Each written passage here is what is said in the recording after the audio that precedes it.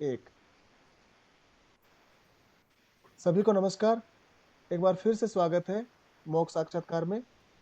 आज हमारे साथ पैनल में मौजूद हैं दुबे सर, हरकेश सर, और आज जिनका हम साक्षात्कार करने जा रहे हैं वो है शालिनी मैम। साथ ही हमारे साथ हैं Nisha ma'am, Sneha ma'am, Sonia ma'am और सोनम मैम। पहले कभी भी किन्हीं ने कोई भी साक्षात्कार दिया है, उनका साक्षात्कार यूट्यूब पर गया है, तो उनको हम अवसर देते हैं कि वो भी सवाल पूछें, ताकि वो जान सकें कि सवाल पूछने वाले के मन में क्या चल रहा होता है और सवाल बनाना कितना सरल या आसान है और सवाल किस तरह से बनाए जाते हैं। शुरू करते हैं। शालिनी मैम, अपने विषय में बताएं।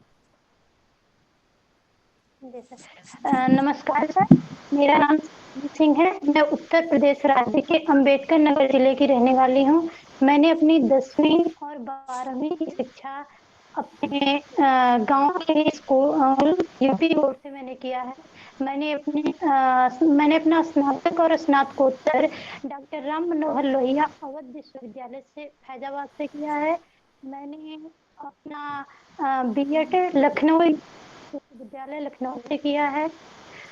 उसके बाद मैंने 3 बार सीटेट क्वालिफाई किया है। 2 बार मैंने नेट क्वालिफाई किया है और अभी केवीएस के एग्जाम के लिए प्रिपरेशन कर रही हूँ। नेट क्वालिफाई किया मैम, तो फिर आपने असिस्टेंट प्रोफेसर, कॉलेज व्याख्याता, प्रवक्ता जो कॉलेज के लिए हो, यूनिवर्सिटी के लिए हो, उनके लिए क्यों नहीं सोचा?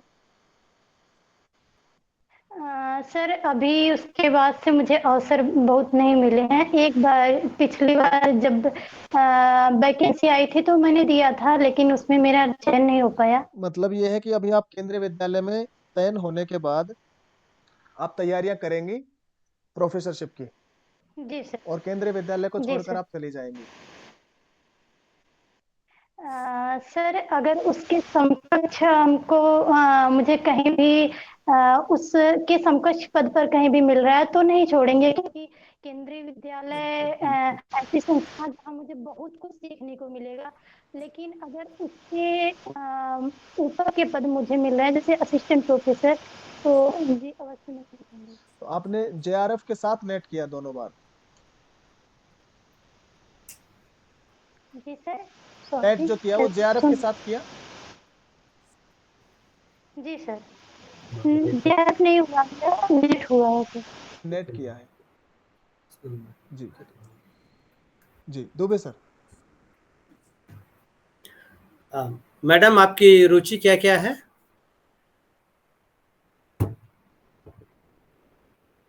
मैडम अपनी रुचि के बारे में बताइए। आवाज आ रही है मैम आपको, शालिनी मैम? जी सर, पुनः प्रश्न पूछिए सर। आपकी रुचि पर। आपकी रुचि।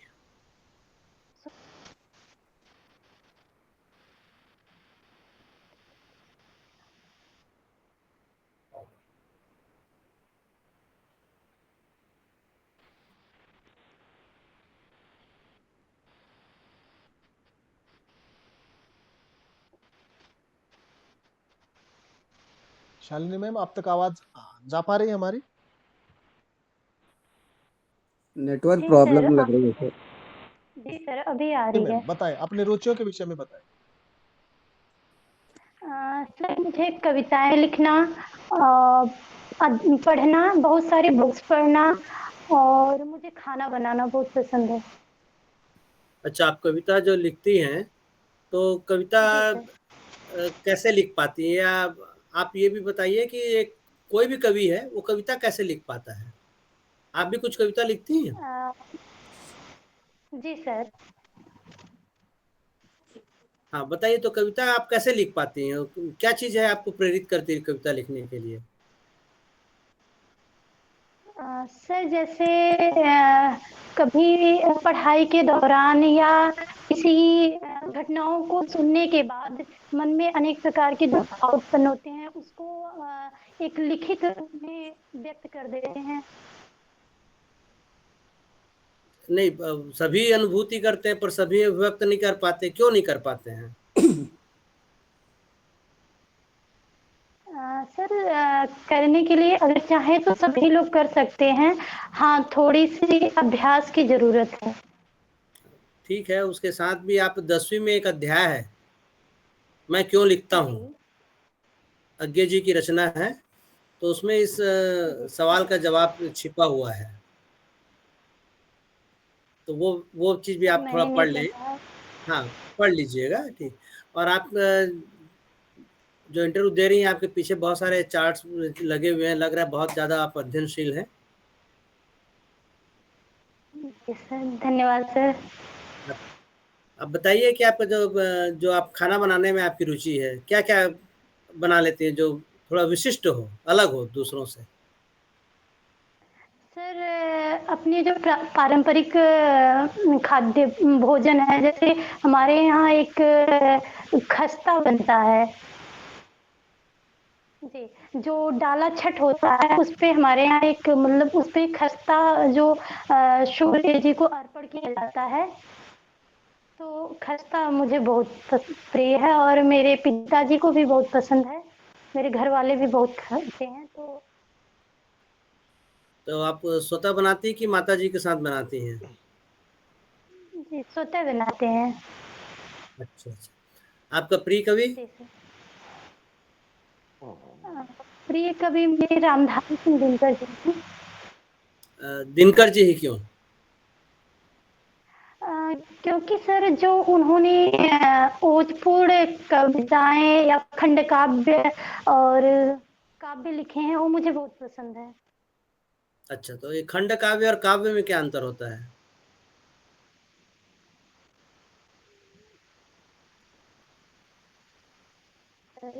क्षमा करिएगा, मुझे अभी याद नहीं आ रहा है। पढ़ा है मैंने लेकिन याद नहीं आ रहा। अच्छा, चलिए, खंड काव्य और महाकाव्य में क्या अंतर है, ये बता दीजिए। खंड काव्य में किसी भी चरित्र का एक ही खंड दिखाया जाता है, जबकि महाकाव्य में उसका पूरा वृत्तांत पूरे चरित्र का वर्णन किया जाता है। आपने एक शब्द का प्रयोग किया, वृत्तांत। वृत्तांत शब्द का अर्थ बताइए। वृत्तांत का अर्थ हम कह सकते हैं सर, कहानी होता है, कथावत या मूवी कहानी। अच्छा, चलिए, व्याकरण संबंधित कुछ प्रश्न किया जाए आपसे? जी सर। क्या पढ़ी हैं, बताइए व्याकरण में? सर लगभग पूरा व्याकरण पढ़ा है। अच्छा, व्याकरण के लिए आपने किस पुस्तक का सहारा लिया व्याकरण पढ़ने के लिए? मैंने वासुदेव नंदन और हरदेव बहारी जी की। जी, वही प्रतियोगी परीक्षाओं में वही ज़्यादा चलते हैं, ठीक है। तो आप समास संधि में अंतर बता सकती हैं? समास और संधि में जी क्या सर। अंतर है? जी सर, समास दो शब्दों का मेल होता है, जबकि संधि में दो वर्गों का मेल किया जाता है।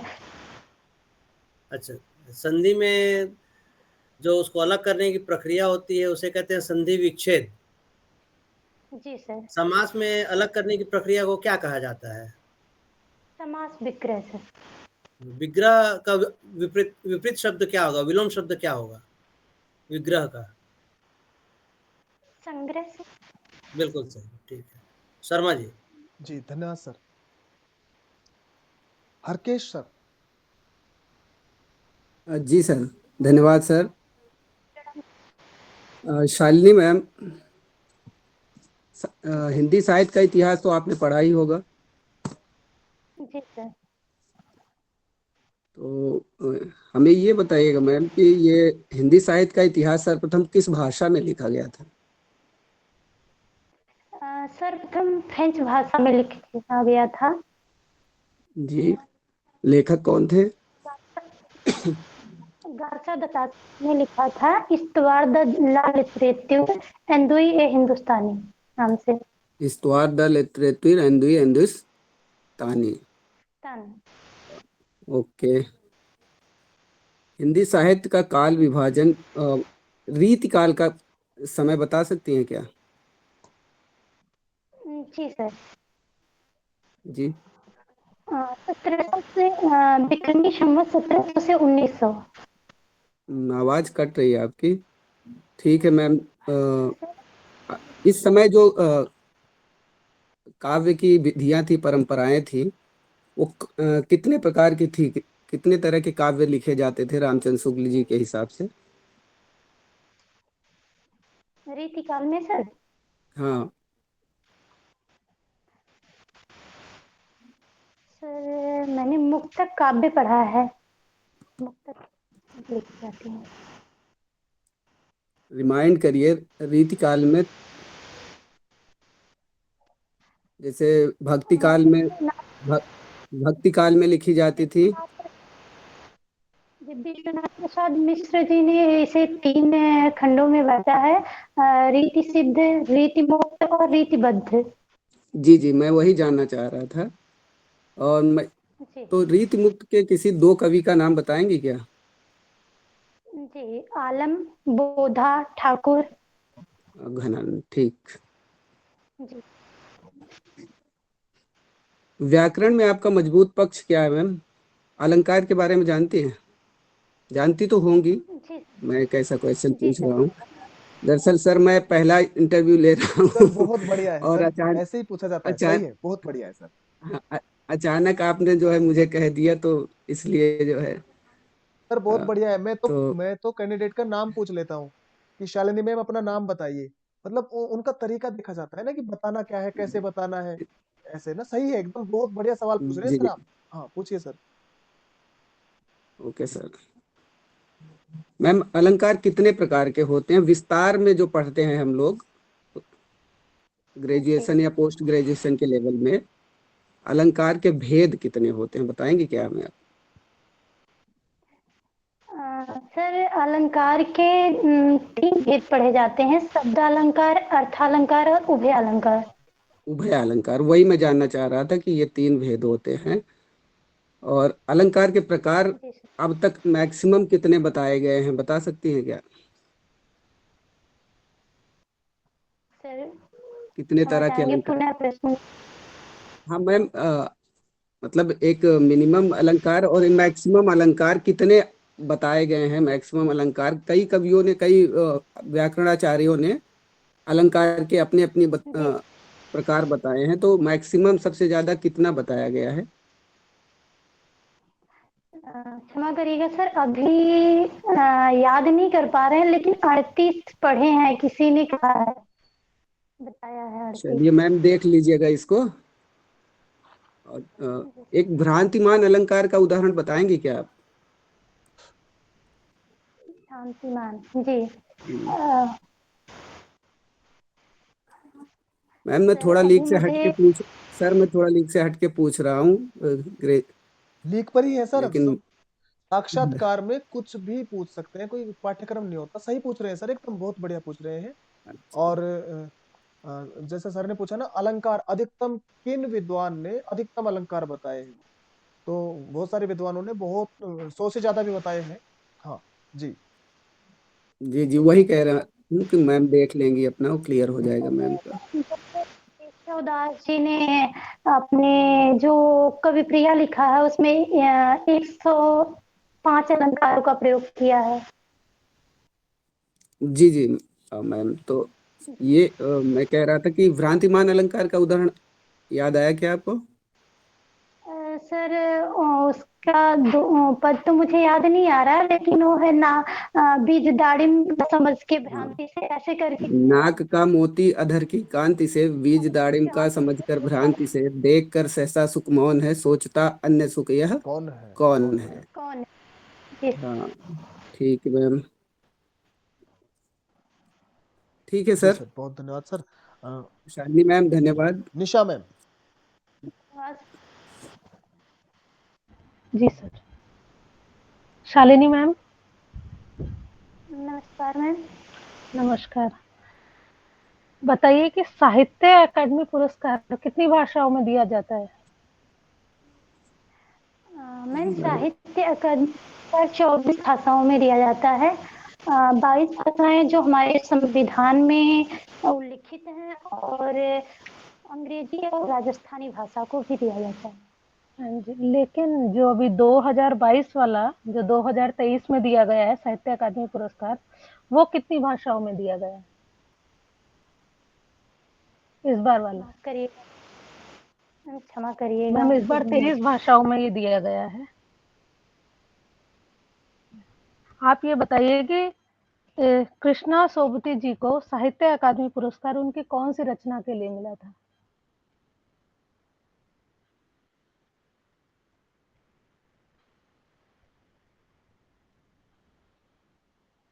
शालिनी मैम सुन पा रहे हैं? जी शालिनी मैम। चलो शालिनी मैम तक जब तक आवाज आती है, मैं बाकी जो लोग इस वीडियो को देखेंगे ना, उनको मैं बता दूं कि बार बार बताता हूं मैं कि थोड़ा सा नेटवर्क देखकर ही आए, ताकि असुविधा ना हो। और हम विशेषज्ञों को बुलाते हैं तो फिर थोड़ा सा ना उनका भी समय खर्च हो रहा होता है। चलो शालिनी मैम। जी जी जी। सर। हाँ मैम, निशा मैम पूछिए। जी सर। शालिनी मैम, कृष्णा सोबती जी को उनकी किस रचना के लिए साहित्य अकादमी पुरस्कार मिला था?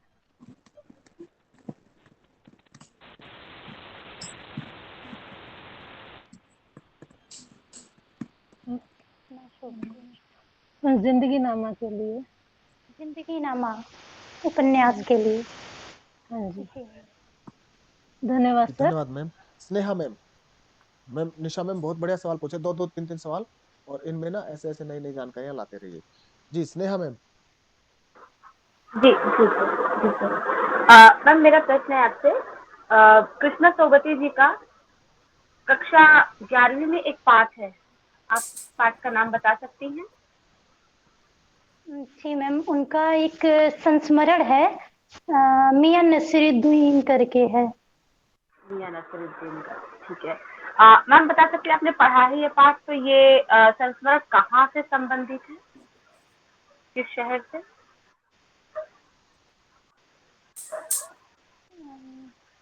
मैम अभी याद नहीं कर पा रहे हैं, शायद गढ़कोला करके है, शायद पंजाब।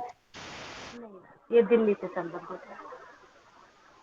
धन्यवाद सर। सोनिया मैम। जी सर। नमस्कार मैम। नमस्कार मैम।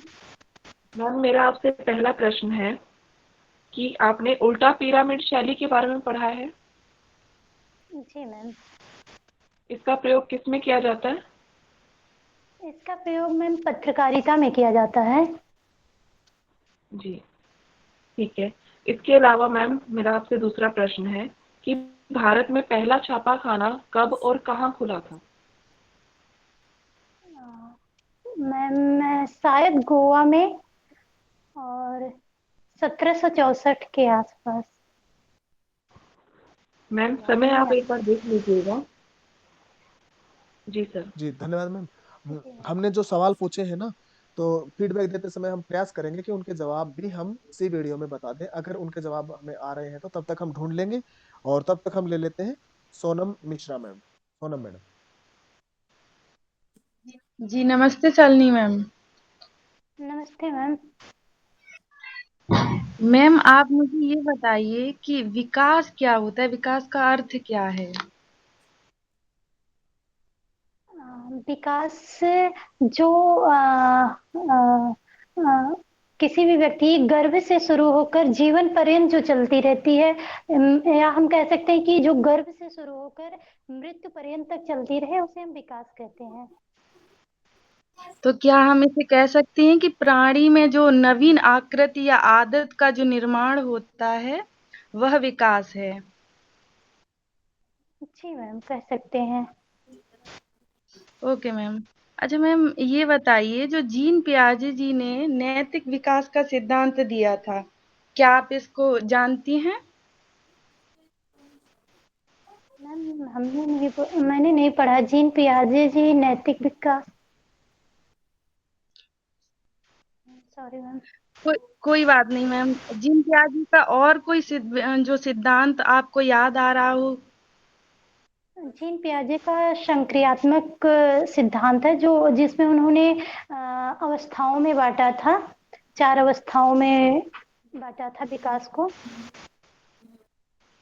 कौन कौन सी 4 अवस्थाएं थी वो मैम? संवेदी गामक अवस्था पहला था, जो जन्म से 2 वर्ष तक का था, और पूर्व संक्रियात्मक अवस्था जो 2 से 7 वर्ष तक का था, और मूर्त संक्रियात्मक अवस्था जो 7 से 11 वर्ष का था, और औपचारिक संक्रियात्मक अवस्था जो 11 से 15 वर्ष तक का था। जी मैम। मैम एक बात, ये सवाल बताइए कि पाड़ या ढांचा का सिद्धांत जो आपने पढ़ा हो, शायद पढ़ा है क्या? जी मैम, पढ़ा है मैंने। मैम तो ये किसने दिया था, पाड़ या ढांचा का सिद्धांत है? क्षमा करिएगा मैम, मुझे अभी याद नहीं आ रहा है, पढ़ा है जी मैंने। मैम। जी कोई बात, जी धन्यवाद जी धन्यवाद। धन्यवाद मैम। अभी हम फीडबैक के लिए आएंगे दुबे सर के पास। दुबे सर।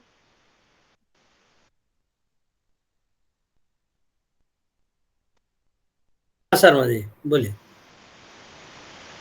हाँ, मैडम का आंसर बिल्कुल संतुलित था और निश्चित तौर से जिन प्रश्नों का जवाब नहीं दे पा रही थी उनको वो बता रही थी कि और इन्हें व्याकरण पर थोड़ा विशेष ध्यान देने की ज़रूरत है और साहित्य का थोड़ा बहुत और भी उससे संपर्क जुड़ा रहा है और निश्चित तौर से इन्होंने जो पढ़ा है उनको जितना भी ज्ञान है बिल्कुल सशक्त है।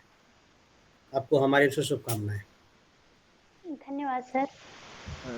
हरकेश सर। जी हाँ शालिनी मैम, वास्तव में आपका ज्ञान है बृहद, बशर्ते ये है कि रिकॉल करने में आपको थोड़ा समय लग रहा था। तो ऐसे ही इंटरव्यू देंगी तो आपका जो है आपको कॉन्फिडेंस आएगा और जल्दी चीज़ें याद आएंगी। और बाकी कॉन्फिडेंस तो आपके अंदर है ही, ज्ञान भी है। मेरी शुभकामनाएं आपके साथ हैं। जल्दी से धन्यवाद सर। इंटरव्यू में सिलेक्शन हो आपका, केंद्रीय विद्यालय में आए। धन्यवाद सर। धन्यवाद सर। एक एक दो दो पंक्तियों में निशा मैम।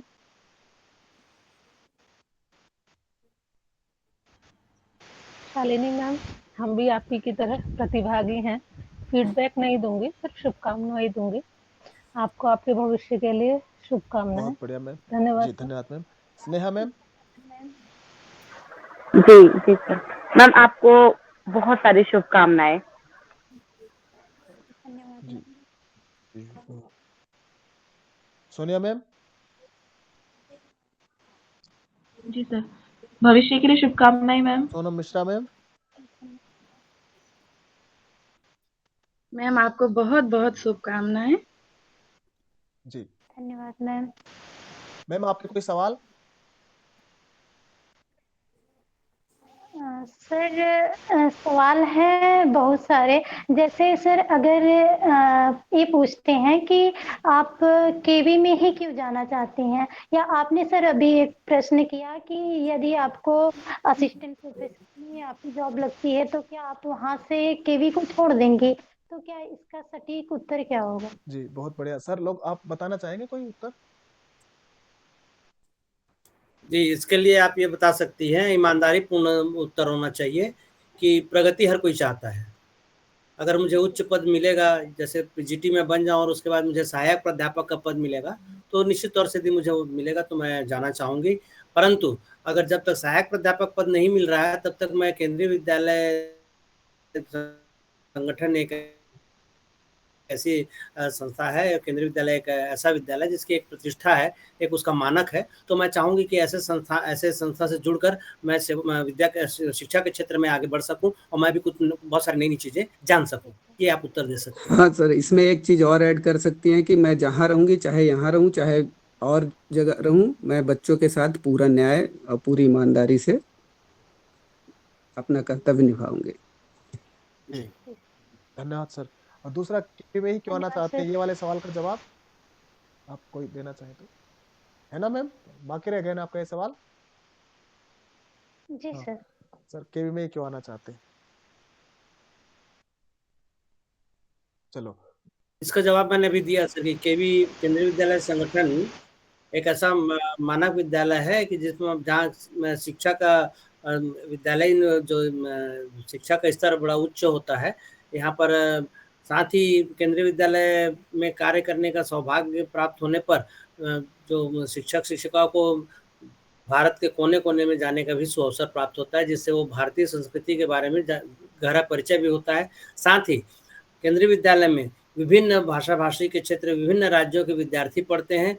तो जो एक केंद्रीय विद्यालय कहा जाता है मिनी इंडिया, तो वो भारत का पूरा दर्शन होता है, विभिन्न संस्कृतियों से के मेल-मिलाप का सौभाग्य भी हमें मिलता है। ये भी तर्क दिया जा सकता है।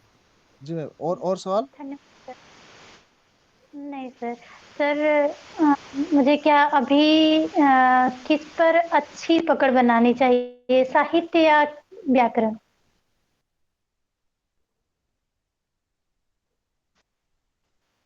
आपको थोड़ा-सा व्याकरण पक्ष पर थोड़ा-सा ध्यान देने की ज़रूरत है और विशेष रूप से आप जिस पद के लिए काम कर रही हैं, जिस पद के लिए आप उम्मीदवार हैं, उस पद के लिए जैसे आप पीजीटी के लिए हैं मान लीजिए, तो आपको 6वीं से लेकर 11वीं तक 12वीं तक के व्याकरण की जानकारी होनी चाहिए, विशेष रूप से जनसंचार। अगर आप टीजीटी के लिए अप्लाई कर रही हैं, तो 6वीं से लेकर 10वीं तक के व्याकरण की जानकारी होनी चाहिए, जो पाठ्यक्रम में है। जी, जी, जी, धन्यवाद सर। मैम और कोई सवाल आपका? नहीं सर। जी मैम, तो आपके 3 सवाल थे कि क्या इनमें से मैम एक बार मैं आपसे और बाकी जो व्यूअर्स इस वीडियो को देखेंगे ना, उनसे मैं फिर से प्रार्थना करूंगा, एक बार आप हमारे सारे वीडियोस देख डालिए। 27 अपलोड हो चुके हैं, 4-5 अभी लाइन में है, तो मतलब 30 के करीब वीडियो हो गई। आपका कोई सवाल बाकी नहीं रहेगा। जहां कहीं आवाज कटे क्योंकि नेटवर्क की समस्या या कुछ ऐसी चीजें आती हैं, तो वहां आप दोबारा देख लीजिए। नौकरी बार बार ये वैकेंसी नहीं आएगी, पता नहीं 2.5-3-4 साल में कब आएगी।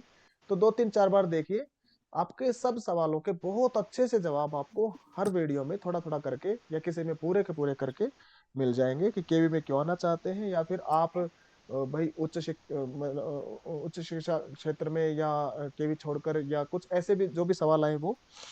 इसके अलावा मैम अब मैं थोड़ा सा बता देता हूँ, आपकी जो ड्रेस है,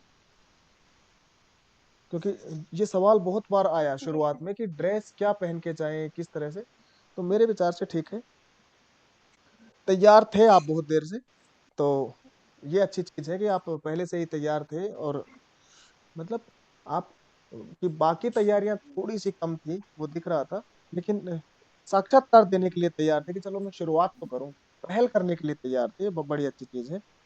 और आत्मविश्वास, साहस, एक मुझे मेहनत दिखी है आपके बैकग्राउंड में, जो आपने इतना सारा चिपका रखा है ना, उससे हम सबके दिमाग में यही गया कि हाँ आप मेहनती हैं, मेहनत बहुत कर रही हैं, धैर्य है, ध्यान से सुन रहे हैं। और अगली बार जब साक्षात्कार करने आए, 2-3-4 साक्षात्कार दीजिए, तो आप नेटवर्क का थोड़ा सा देख कर आइएगा। और अभी भी कहीं से कुछ शोर आ रहा है, मैं एक माइक ऑफ करके देखता हूँ किसी का। शर्मा जी जी, सर। मैं वेशभूषा के बारे में ये कहना जी चाहूँगा सर। कि वेशभूषा जो भी पहन कर जाएँ, जिसमें आप सहज महसूस करते हैं, वो वेशभूषा होनी चाहिए। जैसे कि मैं जो मेल जो साक्षात्कार देने वाले हैं, वो साथी जैसे मान लीजिए ज़बरदस्ती नहीं, ज़रूरी नहीं कि टाई पहन कर ही जाए। आप टाई पहन लिए और असहज महसूस कर रहे हैं, तो ना पहने टाई। टाई के माध्यम से ही आपका साक्षात्कार में चयन होना, ये कोई परिणाम नहीं होगा, मतलब वो कोई मानक नहीं है। आप जिसमें सहज हों, ऐसी वेशभूषा पहन कर जाएँ और साथ ही जो आपके व्यक्तित्व को और निखारे। बहुत सरल शब्दों में यही है। जी सर। सहजता, जिसको पहनकर आप सहज महसूस करें और जो आपके व्यक्तित्व को निखारे, एक सोबर होना चाहिए, बहुत भड़कीला नहीं होना चाहिए। हाँ जी सर, मतलब ऐसी जो उचित सी हो, जो हमें भी ठीक सी लग रही हो और हम उसमें एकदम सहज हो, यही सर। हाँ, शिक्षक के व्यक्तित्व के अनुरूप होनी व्यक्तित्व के चाहिए। अनुरूप, जी। अच्छा, अभी हम कॉन्ट्रेक्चुअल टीचर का साक्षात्कार करने गए, तो साक्षात्कार जब हो चुके थे, मार्किंग हो गई, 12-13 कैंडिडेट आए, उसके बाद मुझे ध्यान आया कि मैंने ड्रेस तो देखी ही नहीं, क्योंकि ड्रेस का कहीं कोई कॉलम था ही नहीं। और ध्यान आया कि हाँ भाई, अलग अलग ड्रेस पहन के आए थे, अलग अलग माने कुछ मैम लोग आए थे जो शर्ट और पैंट थी या टी शर्ट और पैंट, लेकिन वो ऐसा नहीं लग रहा था कि कुछ खराब सा लग रहा हो। तो नहीं लग रहा था, तो हमारा ध्यान उधर गया ही नहीं किसी का भी, और हमने मार्किंग उनके ज्ञान के आधार पे की, और वो एकदम कंफर्ट थे। यहाँ तक कि एक मैम तो कुछ चुन्नी लेकर आए थे और पैंट शर्ट वगैरह कुछ था। तो आप ये कह रहे हैं ना, ये बात एकदम सही है। और बहुत सारे लोग पूछते हैं ड्रेस के बारे में, तो ये मुझे लग रहा है कि ये फाइनल स्टेटमेंट ये सही है कि भाई आप सहज हो और थोड़ा सा शिक्षक के अनुरूप वेशभूषा हो, तो ठीक है। तो सर अगली चीज क्या थी? हम्म मैम आपने एक चीज बोली थी, क्षमा। थोड़ा सा शब्दों पर ना, क्षमा की बजाय क्षमा। अभ्यास करेंगे हो जाएगा। उस साहित्य ग्रंथ का नाम आपने बोला था, क्या बोला था? इस्तवार द ला लिटरेचर हिंदुई ए हिंदुस्तानी। हाँ, थोड़ा उच्चारण में मुझे लगा, हो सकता है आपने सही बोला हो। अगर थोड़ा सा है तो आप अभ्यास कर लीजिएगा उसका। शब्दालंकार में जो श था ना, उसका उच्चारण भी मुझे थोड़ा सा लगा। और अधिकतम अलंकार, अलंकारों के विषय में आप एक बार देख लीजिएगा, साहित्य व्याकरण सर ने आपको बता ही दिया। और हमारी तरफ से एक हमेशा सुझाव रहता है कि अभ्यास करते रहिए, अभ्यास करते रहिए। तो आप बार बार आकर यहाँ पे मॉक साक्षात्कार देते रहिए, सब कुछ फ्री है ही, नहीं तो घर पर अभ्यास करते रहिए। और आपको बहुत सारा आशीर्वाद, बहुत सारी शुभकामनाएं। अभी किन्हीं और को कुछ अगर बताना हो तो आप बताएंगे। मैम, आपका माइक ऑफ है। और